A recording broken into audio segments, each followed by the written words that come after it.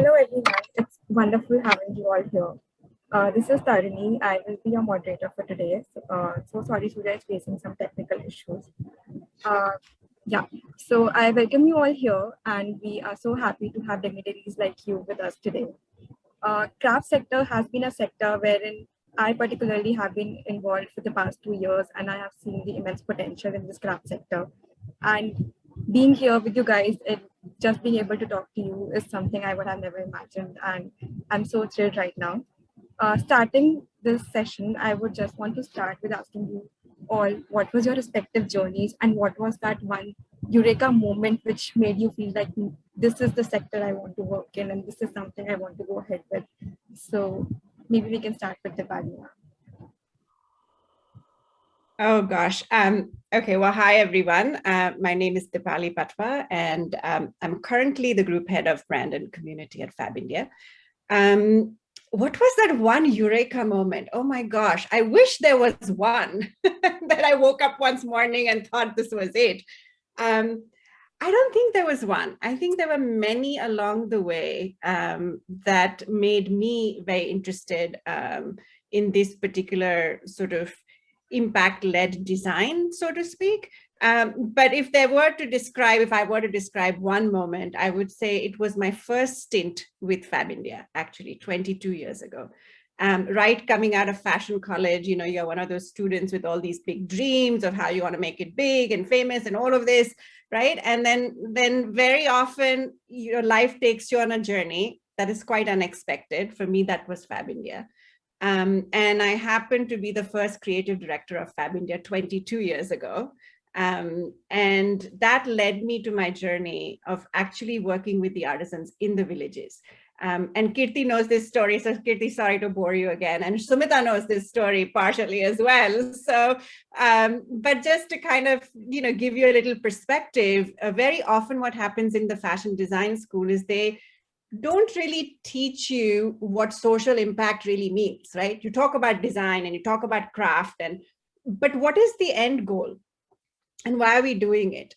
And I think that my perspective about the why actually really came from what I call my MBA program with Fab India for 2 years in the late 1990s. And I think that if there were one moment, it was the amalgamation of those 2 years of really working at the grassroots level, living with the artisans, living in their houses, developing projects, and really understanding what it was all about, that, we were here just to be facilitators, really. They have the technique, they have the creativity.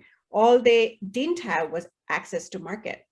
And how, with our exposure and our education, how we could connect those two dots, I think has been the biggest learning of my life, honestly. That's truly commendable, ma'am.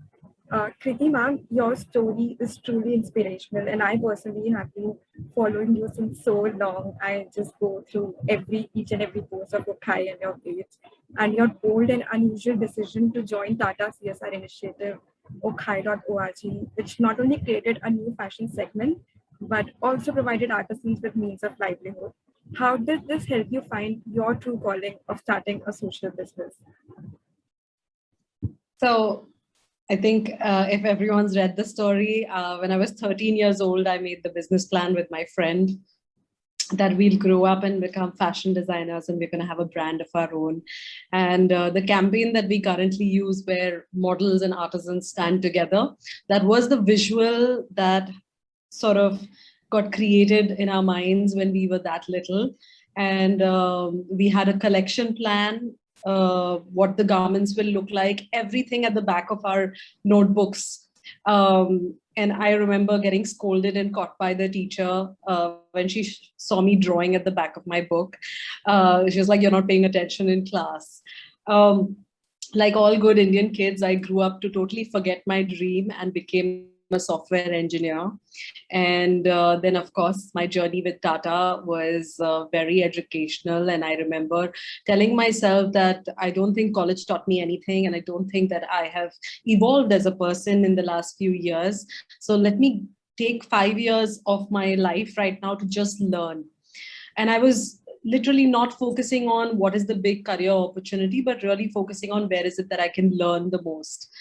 So Okai happened, and I remember traveling to the villages. I had taken a 3-month assignment to just evaluate if this business should be even considered or shut down, right? Because there is no point in running a social business if you invest in inventory, if you invest in designers, and the artisans don't get more than what was donated, right? So you should not have a non-profit organization where you are invested in all these other things and the artisans are not making. You might as well distribute that money evenly and they'll get 10,000 rupees each at least, right? So that is the lens through which I was looking at Okai, that can it become a self-sustaining brand in the future? And I remember my mindset had totally changed before that. I was one that would wear a business suit and sit in an air-conditioned office and work on very high-level strategy for very big organizations, billion-dollar organizations. And now I was in the village, standing next to the artisan and seeing these products. So 2 things happened at that time. One is that I saw the products were amazing and great quality. And the second thing was that these women were so powerful, right? They had the potential to go on a world stage and showcase their craft. So I remember wearing the dress that she had made, Lakshmi Ben at the time. She had made a dress and I stood with her and we took a picture together and we wrote working women to work, working women for working women on that picture. And we posted it on social media and it went viral. The whole campaign went viral, and that's how we would take photo shoots, right? I would go to the village every 2 months and we would shoot and make products, and I would come back and figure out how to sell them. So that was the second moment when I realized that this is something that I could do as a career. Because I was a natural at it. Now, I was definitely very safe because, being a part of a leadership program, the TAS, I could always, had this big cushion behind me, right? That I could always move to another business if this doesn't work out, right? And it allows you to actually move between different Tata companies. So that sort of confidence, having that very confident back behind me, was kind of made things easier to take these bigger risks, right? But many of my family and friends would say ki, हमने तुम्हें engineer बनाया तुम दर्जी बन गई, because they would see my pictures sitting in the tailoring unit and sitting on the machine, literally trying to figure out some technique with the tailor, and they'd be like, we saw a very different life for you. So I think that happened, and then we hit our first 1 crore in business in the first 1 year, okay? And we were like, wow, that's amazing. And that was another moment that, hitting your first 1 crore in business is tough. And that is a moment where you see that, okay, you have 5,000 customers and you have a serious business that's running by itself. 2 years, 3 years in, I realized that I didn't need to take money from external. This business was making money of its own, and it could pay for its own marketing, it could pay for its own designers, and that gave me the confidence that this is a legitimate business. And I think never for a second thought that this will not be a big company. So I remember I used to take behind the scenes photos, knowing that 5 years later I could post them. Because I saw that happening, that 5 years later, this will be a big company. And I remember going into the archives at Tata and seeing JRD Tata's letters to his, sort of colleagues at the time. And I remember, visualizing that one day I'll see an email from me to someone, and then this will be a big moment as well. So I think, I think that mindset is very important. I recently saw your post from your first internship and that proper boss lady attire, and I think that is the mindset you want from the very beginning to achieve something this big. So yeah, kudos to that. Also, so for any craft-based startup, we know that building strong relations with the artisans is the key.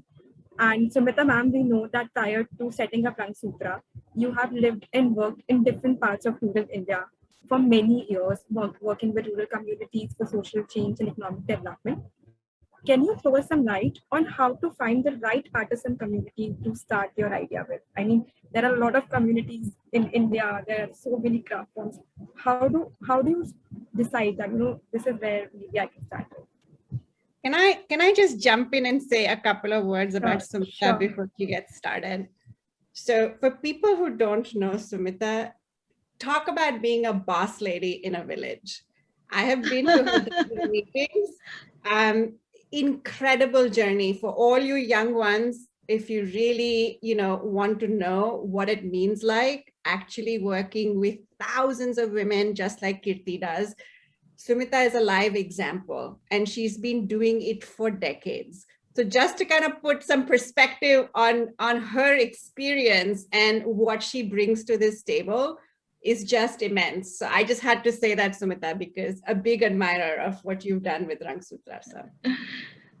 Thank you, Dipali. In fact, when you were that intern, it was your first job at Fab India, we met then. I remember. I remember that. On top of the GK store. Yes. And I went away to Tripura and to West Bengal to look for artisans there. Yeah, but getting back, Taruni, so yes, Dipali is right. I've been at this for decades. I grew up in Bombay, and so I'm a Bombay girl at heart. And actually I finished my BA in economics. And the day I did my last paper, I said, enough. I don't want to read another book. I don't want to read another theory. I had enough of economics. I had enough. I was fed up. And so, but who's going to give me a job? There are economics, a dime a dozen graduates in Bombay. So this friend of mine, she said, Shumita, if you don't mind, there is this, if you're interested, there is this sales position on at this art store. So I quietly went and found out, and they said, yeah, you can come, you can start from tomorrow. Because I was presentable, I could speak. So I started actually as a salesperson. It was a very high-end boutique selling craft items. While I was working there, I realized the value of handcrafted products. I mean, they didn't have much textiles there, but they had other products. And one of the things I also realized is at the back end of the store, in Bombay, this was behind the Taj, there was a workshop in which there were people, workers, artisans who used to make these amazing clutch bags, which were being exported out into the world. And what struck me there and what strikes most people in the city of Bombay is the vast inequality, and I saw that here are these guys, and they were all men, and they all lived in Dharavi and came from Dharavi to work here. And they were making all this beautiful stuff, and they were getting a pittance, whereas I know it was selling, because I was selling it, it was selling for amazing price. So after that, I worked there for 2 years. I saw the potential of that. Then I completed a master's degree in economics. And then I went, to live and work in rural India, like Dipali says, in a small place called Loon Karansar. I'm sure none of you have ever heard of this place. It's in Bikaner district.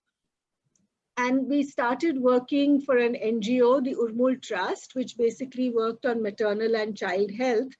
And the second year of our work, which is, I'm talking about 1987, so many years ago, the place faced the worst drought of the century. Worst drought. I mean, there were 90-year-old people who said, we've never faced a drought like this. And at that time, we said, okay, now health is in the background. We need to find work for people. So we went around and like most NGOs, you really go in depth into people's homes, like how Kirti and Dipali were saying. We found that most of the women had charkhas, which were given to them by a Khadi organization, but which were lying unused.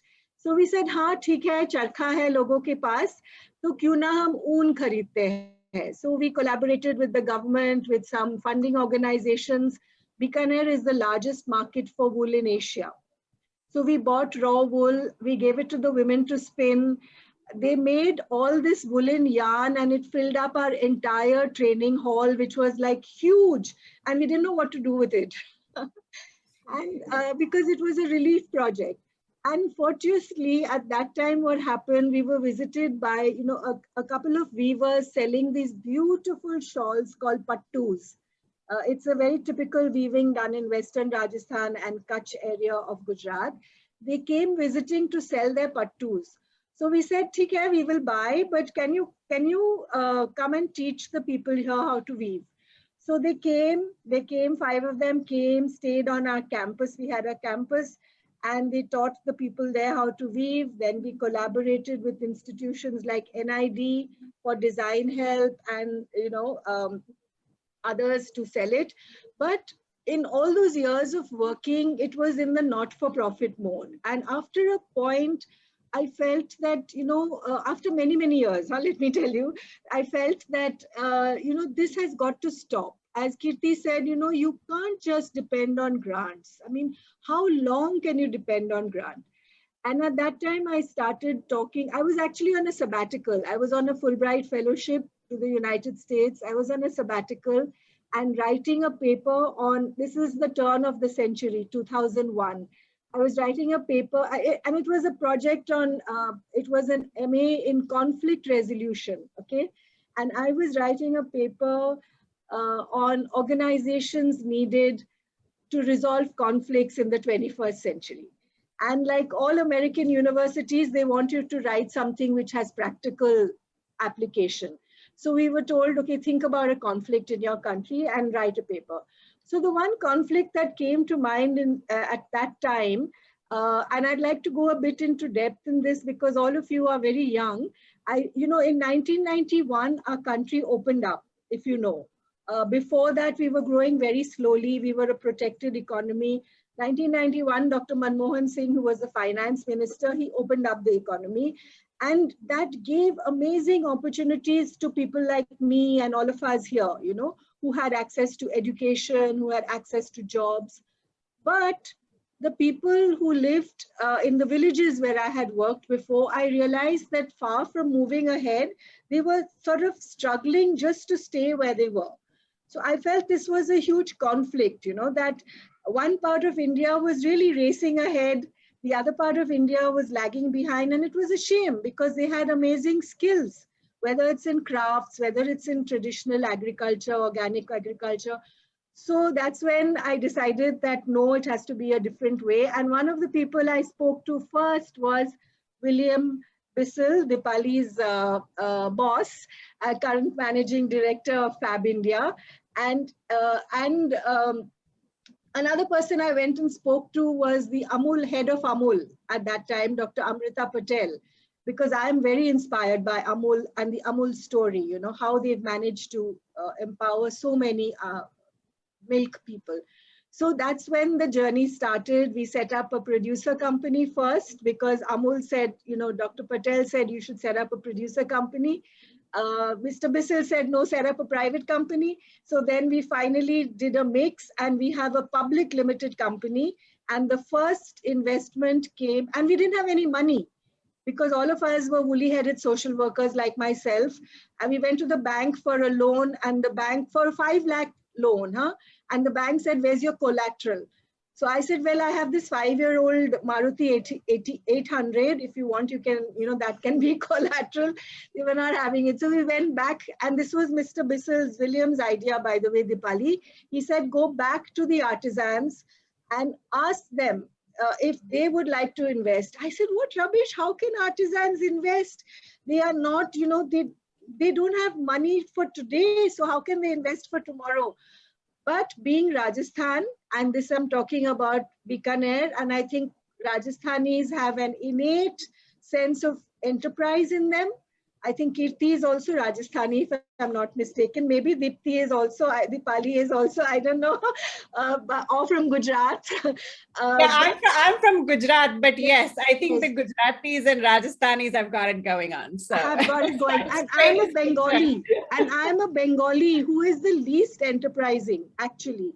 So people make fun of me in Rajasthan. Normally people from Rajasthan go to Calcutta and earn millions, and here you're an opposite who's come here and making a lot of whatever creating work. So that's how we started with 1,000 artisans investing 1,000 rupees each. 10 lakhs was our first seed capital.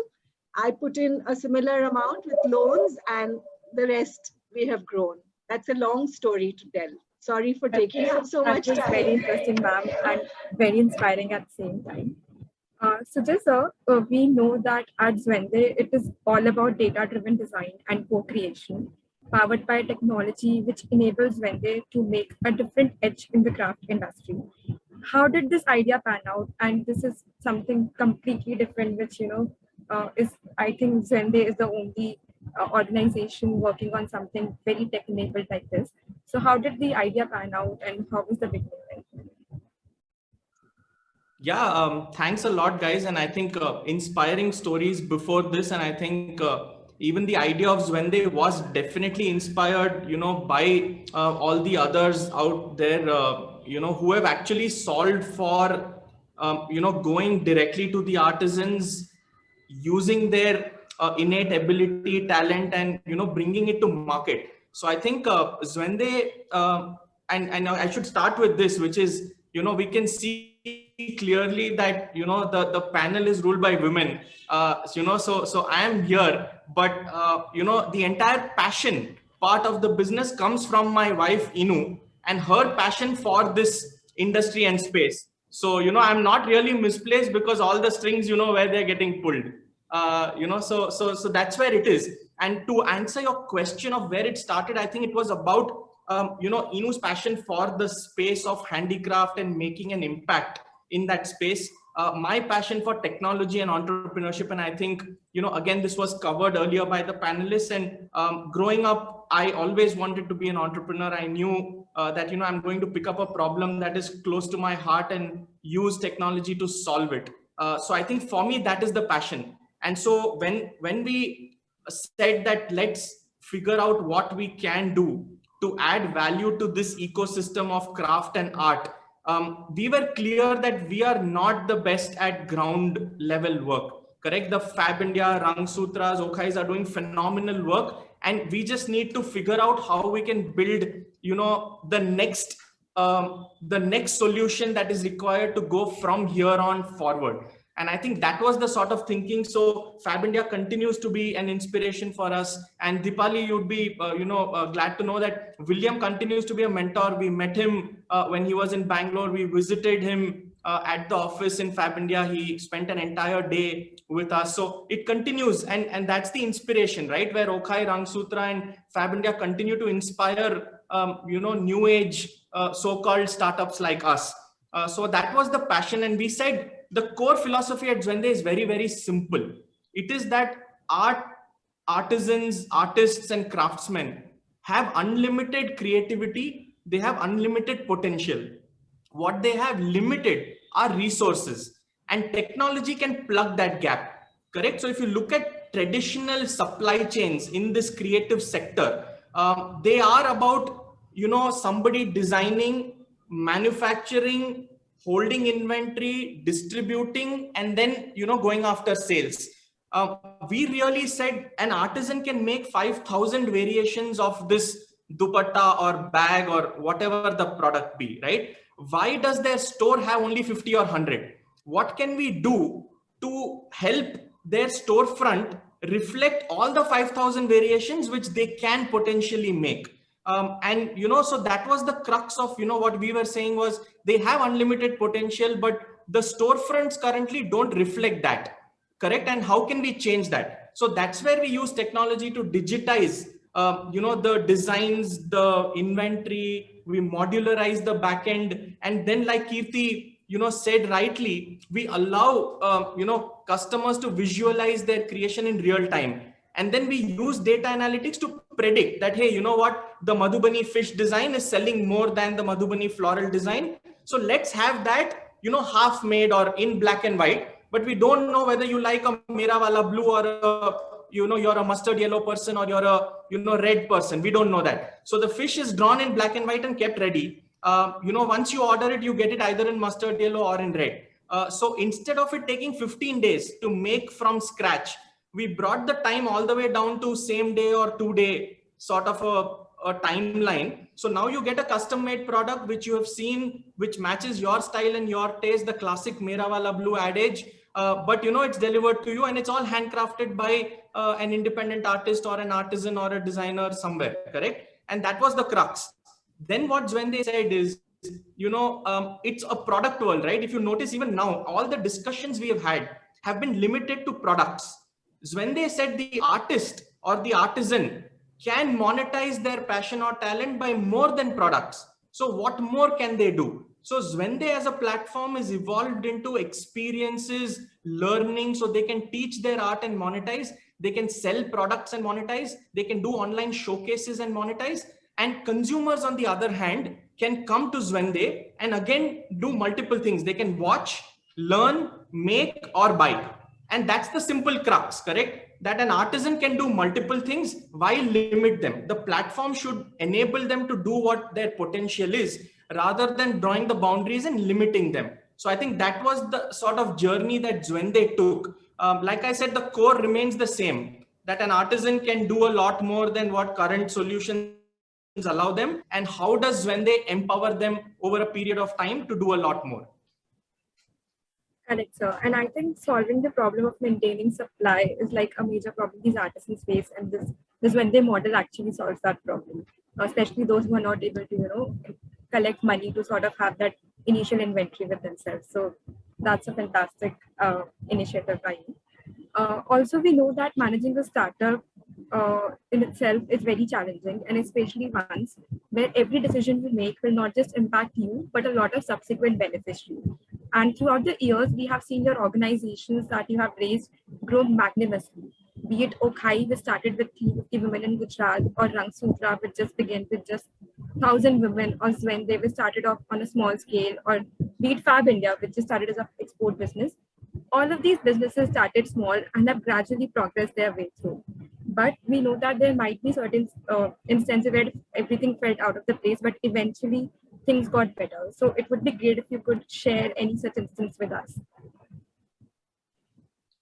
Whom do you want to go? You want me to go first? Yes, sir. Yeah, so I think, I'm not sure about the larger organizations. I'm sure they still feel the same way, whether it's 20 years or 30 years.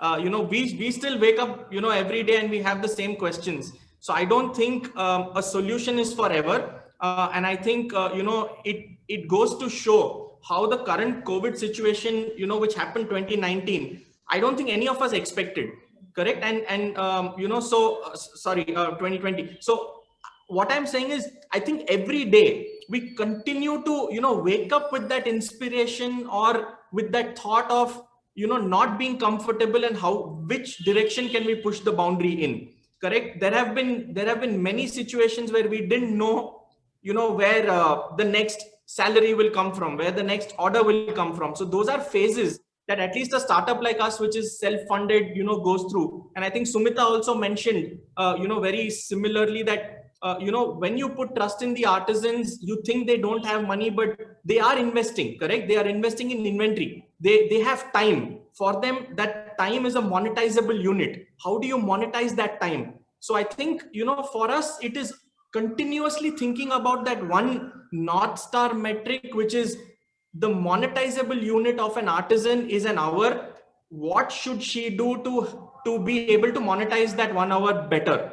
Correct. And so if we wake up with that inspiration every day, now we start building new solutions. We think out of the box. It's no longer, the traditional way of thinking. And I think that's what we do as a team is every week, we have a session where we push the boundaries of that thinking. Every day we have sessions where somebody posts a question. We ask them, what did you do best last week that we can do more of? what is the biggest challenge that you're facing that stops you from doing what you can do. So I think it's a constant process. Honestly, I don't think there is a comfortable space that we have been in, not yet. And I let the other panelists add to that, because I don't think there is a comfortable situation at all.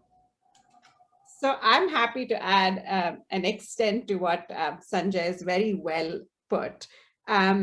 I have to tell you, it doesn't matter whether you're in business for 2 years, 5 years, or 61 years, like Fab India. Let me tell you, every day is a new day. And especially coming out of COVID, one realizes that the only thing that's constant is change. And if you go with that mindset in anything you do in life, whether it's business or your personal relationships as well, once you understand that as an entrepreneur, that the only thing that is constant is change, and you accept that, and you go in with the gusto that is needed, then everything automatically starts sort of falling in place, right? So to give you an example of Sanjay's company versus like a Fab India, 61 years, I mean, has every year been a success? Absolutely not. Have we come across challenges? Many, many, many. We would need a whole session on that. Has there been amazing successes? Yes. Have we gotten comfortable from time to time? Yes, but that's when we failed. So staying out of your comfort zone is a good thing, and pushing the boundaries is a good thing. And I also think that as young entrepreneurs, also understanding that this space that we are talking about is not an easy space, right? So it's very glamorous from the outside, but if you ask a person like Sumita, and I have seen her firsthand in the villages, in the dust, in, you know, eating like roti and chapati on the ground. I mean, you know, the things that people don't know what happens behind the scenes, the execution, the aspect of how do you make your business work. All of these things have to fall together, right? And so I always say that, you know, social impact, which has now become like the cool word to talk about. I mean, what is it? It's really, if you want to get into it, a long-term game. If you're working with VCs, and let me tell you this, or private, you know, equity investors, or if all they're looking for is a quick exit, don't do it. Sumita will also tell you a little bit about her experience, I'm sure. But really, social impact-led businesses and sustainable businesses have to have a long-term game, a long-term play. Having said that, the agility of a startup mindset is what is needed to make the wheels turn. So long-term game with a startup mentality, when you mix those two together, is where the magic happens. Absolutely correct. Yeah, Sumita ma'am, we would love to know any instance from you that you would want to share. I think, you know, Sujay and Dipali have covered a whole, you know, something that I would second wholeheartedly. I think, you know, as Dipali said, there are ups and downs. That's part of the game, that's part of life, whether it's professional life, personal life, there are ups and downs. What really sort of I've realized over all these many, many years, and I think I am probably the oldest in this large gathering, is you know, to be in it for life. Like it's a partnership, whether it's with our artisans, whether it's even with our buyers. It's not just transactional. It's a partnership. It's a partnership which is more than, you know, and I'm sure Kirti will also echo this. I mean, it's not just buying, making, and selling. It's the relationships you form. It's the aspirations that people share. Like I was just telling someone else in an earlier interview today, that one of the nicest things at these, you know, villages is that, yes, we're sitting on the ground and eating roti and, you know, chutney. Mirchi ki chutney is my favorite, garlic mirchi ki chutney. But the smiles on the faces of the women are amazing. I mean, and that's my inspiration, in the sense that, even though they have, such few material resources, but their spirit, their skills, their sense of looking at the glass half full is so inspiring that, that's what I mean, whether it's, Fab India is 61 years. I mean, we are not, we have a long way to go before, but it's finally that. And I'm sure similarly, looking at faces of the customer to see the happiness there is also gives a lot. So I think these relationships, partnerships, collaborations, and that's the new thing even in the pandemic, that like for instance, we work only with textiles, and we got a call. I got a call from my NGO life friend saying that we want to work in Jharkhand or wahan bamboo bahut hote hai, so can you do something? I said, sure, let's see what, but and it just led to, and somewhere Zoom calls have made it easier to meet. Otherwise I would say, oh, I have to go to Jharkhand and then I have to do a scoping study, I have to do an assessment, and then it'll cost XYZ. We said, okay, let's just talk. And we've been talking for just 6 weeks. And hopefully by the end of this month, we'll have a project and we'll start with so these collaborations are amazing, which Kirti. So I think that the only thing that will keep fueling you is the impact that you see. And I think everyone has said the same thing. It'll get you to come back into work because somebody who has been able to buy a little scooty for herself to come to work in the village, and she's celebrating it and looking at her, you're gonna get to work.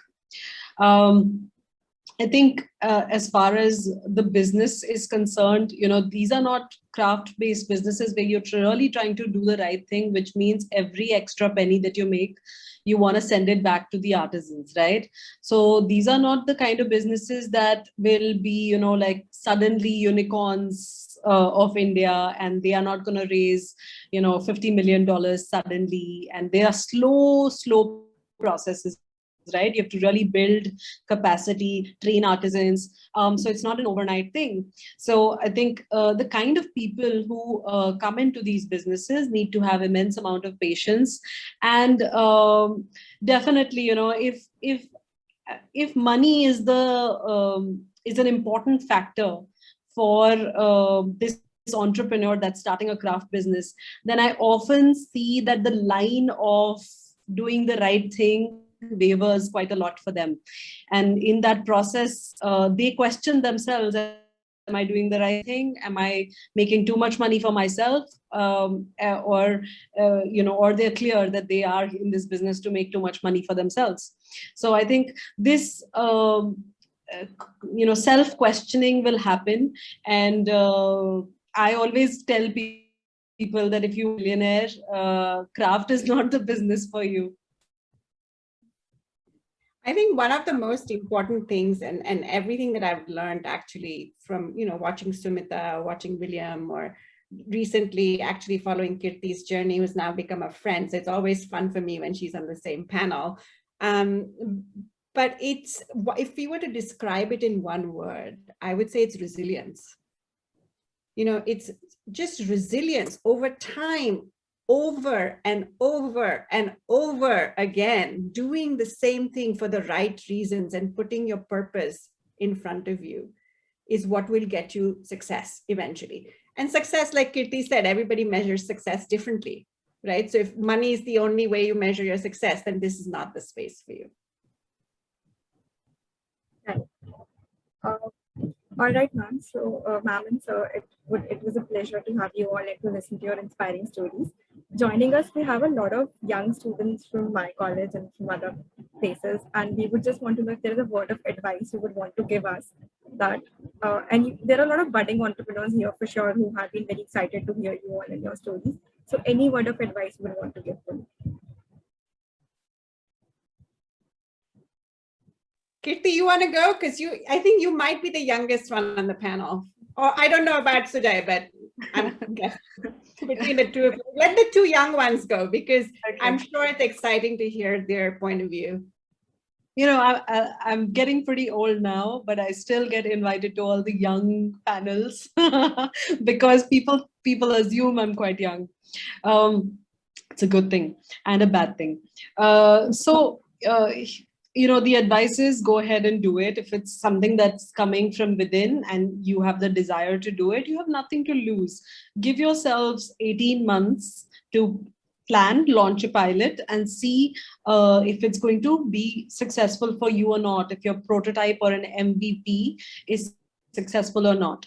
But also be prepared to course correct or abandon after 18 months, right? So say you've done it all wrong and you have not a successful product, don't be emotionally attached to it that you cannot move on to the next thing, because those businesses become heavily loss-making businesses and take you to the ground.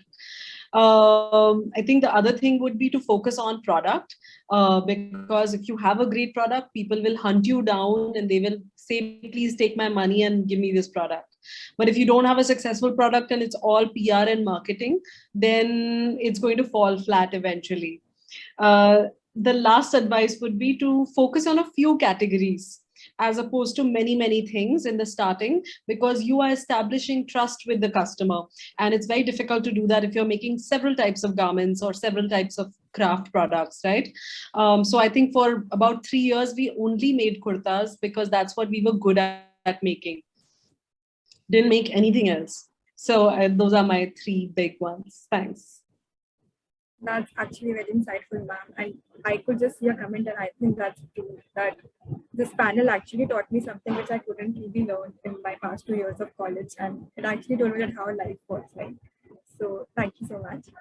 So just would you want to tell us your word of advice? Yeah, I completely agree with what Kirti said, and I think it goes back to the previous and question that we were all discussing. And this is how we look at it. We also look at it as passion first. Purpose will, if you do that right, you need to make money, so that's profit. So those are the 3 things that we also look at, right? So I think you want to know what is it that is driving you to do whatever you want to do. And you need to know why you're doing it. I think the why of whatever you want to do is very important. And I think you then need to go out and solve for whoever that person is. And I think in our journey, that has been the most important. Is it's very easy to build something that is easier, so and like Kirti said, it's easy to get swayed, correct? You will start building for someone else. And you have to remember why you got into this and who you're building it for. And you can't have multiple things at that point. So, this is one thing we learn even in our MBAs. You can't be everything for everybody. And that's where you have to start. So that laser sharp focus is extremely important. And then you have to give it time. And I think, again, everyone spoke about the patience.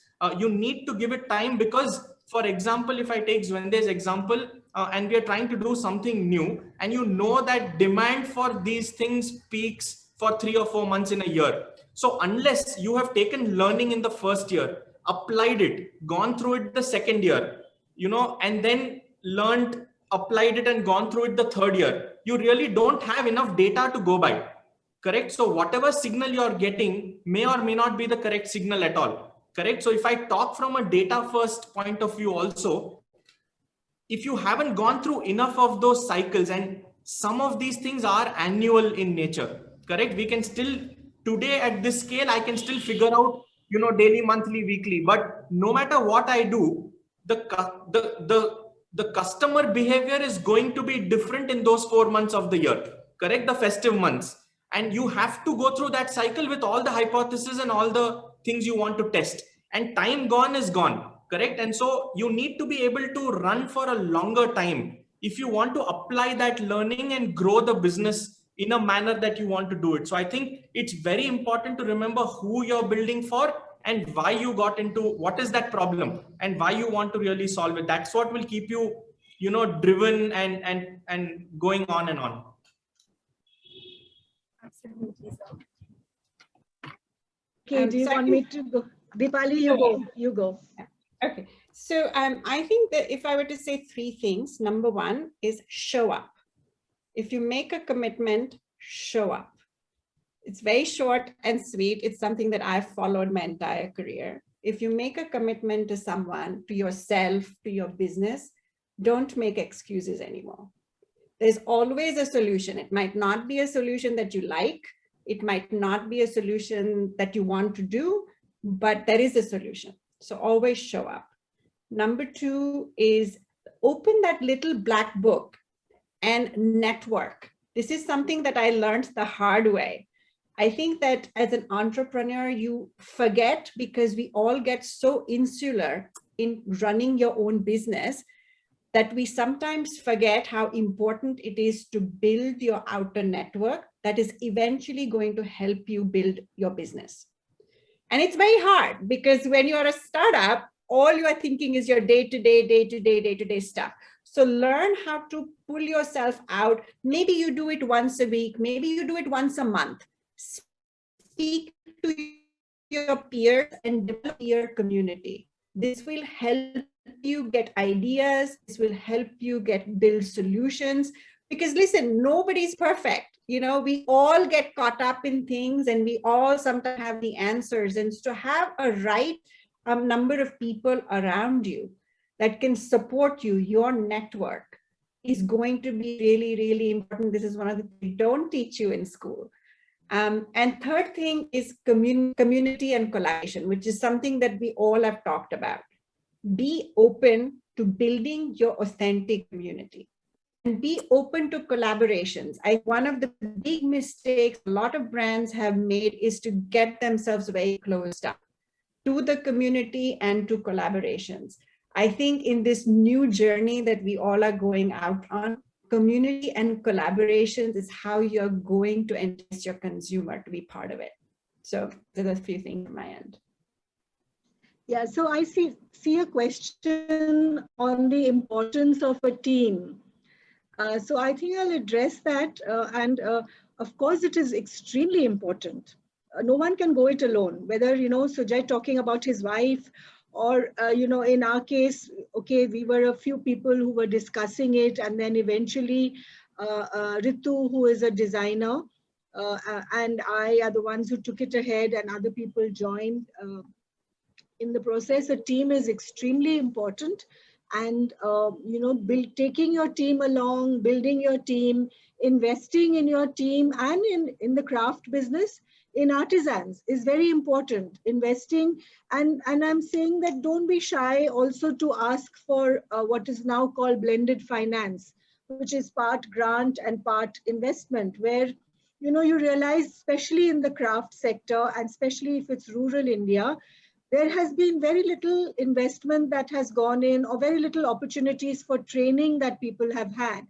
So there is a lot of, there is funding available nowadays for what I say is blended finance, where you spend the grant amount of money is to build the capacity of your artisans, of your team, say for about 2 or 3 years, end of which then you start the business and you start your P&L every month, etc., etc., etc.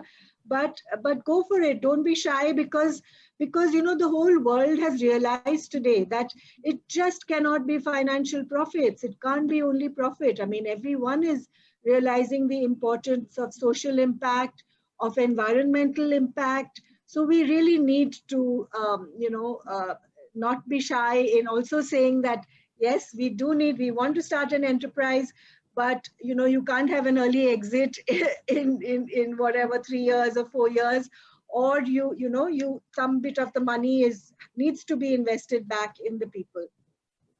So I think I stop at that. Thank you so much for your words, all of you. And I would like to thank the entire panel for such an insightful discussion.